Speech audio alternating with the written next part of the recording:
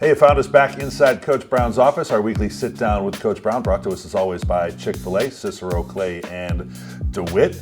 And the Orange are on the road again. Second trip to Atlanta this year, this time to take on unbeaten and 7th-ranked Georgia Tech. Coach, give us a sense of how the week has gone built up to this. I know walking out of the Dome there late Saturday night, you had to be ready to get back in it and work on constant improvement for this team. Where are you feeling right now? I'm just excited for the opportunity we have to go out and compete against one of the better teams in the country. We lost a few games in a row, so to be able to go out and compete against a really good football team, it's a huge measuring stick of where you are, where you're at, right? And it helps a lot. It helps with the players' confidence, and so I'm excited we get the opportunity to go out and compete. You're unaccustomed to losing. It's one of the reasons you're here and one of the reasons you've been successful everywhere you've been and up to this point. When it is more than a game, it's a couple games now, you are so good at staying the course. How do you weigh that? And then how do you got to deal with it? As you said, you're always going to run into adversity in life. Football mimics that. So working through it is all part of the business. Yeah. Just take everything for what it really is. And I don't make it more than it is, right? I'm making sure that I watch the film, going through the film, going through the things that I've done wrong, right? How I can help keep the team in a better position. Just put them in a position to be able to win, right? But you know the pieces that you have, you know the pieces that have to grow. We really have a young football team. And our football team has to grow in a lot of areas. We got a lot of freshmen playing, a lot of first-year starters. A lot of guys where this is actually their 7th time ever playing in a football game. It's about to be the 8th. So when you're looking at it, we just got to keep growing. And the best way to watch them grow is to watch me, right? I'm still getting to grow, right?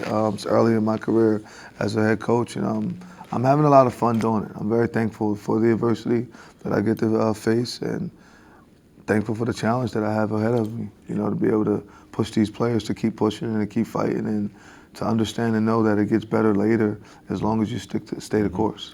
You were quick to point the finger to yourself on a game management decision there at the end of the first half of the Pitt game.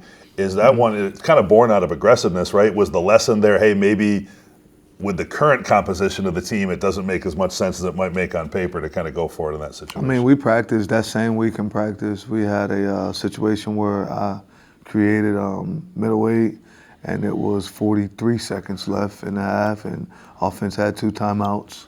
And it kind of was like, all right, we practiced this, right? Let's go get at least 3 points, right? And I should have just took a knee though, possibly, right? Or ran the ball, take a knee once we had the first miscue, and I didn't do that, my aggressiveness, and I should have just did what was best for the complete S and not the actual football program at the moment. I made a bad decision. I made an immature decision.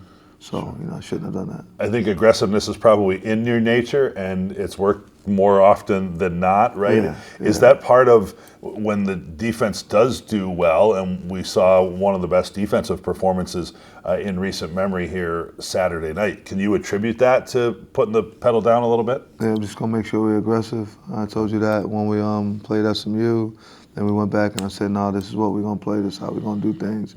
And that's just the mindset that trying to make sure that we get an identity, right?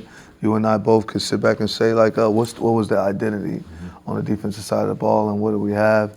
I didn't like sitting there during a bye week and not really knowing what our identity was, right? Like, who are we on defense? What can we say we are? When you go turn the tape on, who can you say you are? And I wanted to make sure of that, especially with me having the opportunity of coaching defense my whole career. I'm always getting guys drafted in the secondary and being able to do that. I wanted to make sure that we can hang our hat on something. Well, that was going to be my next part of it there, because obviously a bye week lends itself to self-scouting and introspection and figuring that out. But you just said it at the end. Who you are now is not necessarily who you're going to be or who you can be at your very best. We saw Kevin Jobity named Defensive Lineman of the Week in the ACC for a 3-sack performance against Pitt on Saturday. That could only be a start, right? Maybe somebody else the next time. That's what we're hoping, that he can continue to get better. Well, it's funny because I kept asking him, who are you going to be remembered as when you leave here? Like that, I was asking him that whole week because we talking about fashion. I was like, what people going to remember you as?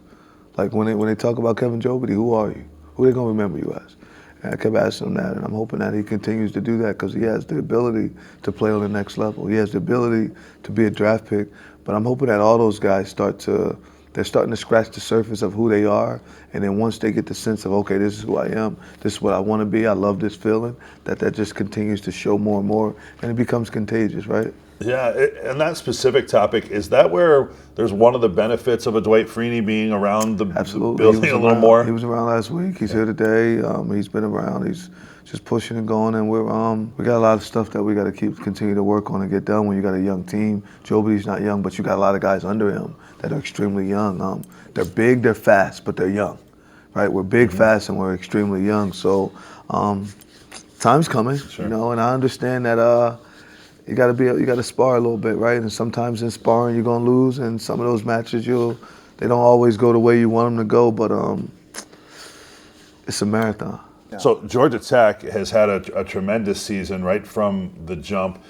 Maybe a little bit of a slow start against Duke last week. They wind up pulling out the win. They've won all 7 of their games so far. And when you think about who are they, it begins, of course, with the dual threat quarterback Haynes King. What are the biggest challenges of a guy like this who himself is rushing for 93 yards a game? I feel like he gets stronger as the game goes on. And, in the end of the game, they're going to count on him. I think that Coach Key has done an amazing job of preparing his team to fight from start to finish. I think that as it gets later in the game, they get more disciplined. I told our coaching staff in the detail, they get tougher and tougher as the game goes on. And I like that. When I look at that, it's like, okay, I like that. And that's the challenge that we're up against this week. We're up against this football team that gets tougher as it goes on, right? They continue to compete, they continue to go. It's almost like the freaking Power Rangers, right? Early on, it's kind of things happening, going on, but by the end, they all come together. They all do it the right way.